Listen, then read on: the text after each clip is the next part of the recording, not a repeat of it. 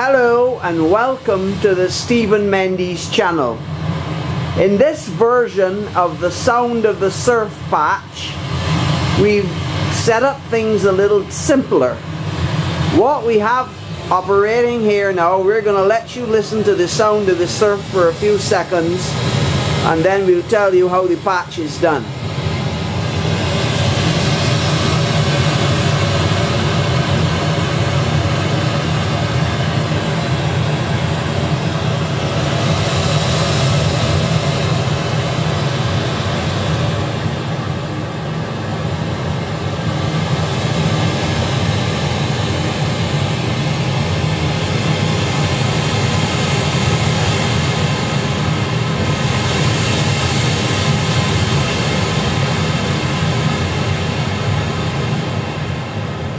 Okay guys, it's a little hard to shout above the din of the surf. Let us explain what's going on in here. Once again, in our audio path, we have the pink noise coming out on this orange cable. The pink noise is going into the signal input of our state variable filter. And of course the output of our low pass, we're using the low pass output, is going into our input of our VCA, and then of course the output of our VCA is going to our amplifier. So that's a standard patch. Noise into a filter into VCA, variable controlled amplifier. So the sound of the surf is now being produced by that random roll, which instead of coming from oscillators today is also originating in the noise module.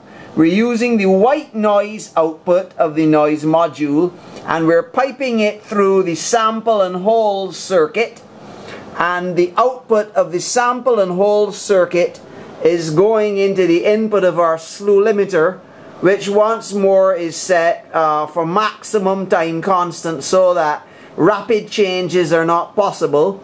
And then the output of our slew limiter is going through a multiple here.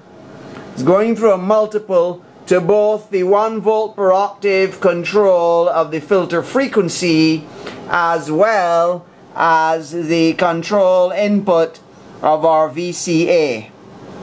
Okay, so what's happening on the VCA is that we've got a low gain set. As you can see, the gain knob there is set to about 4. So that allows a little continuous roar of the ocean to get through, and then we've got the control level set up to maximum, and that sort of makes it roll and crash slightly louder when the crashes occur.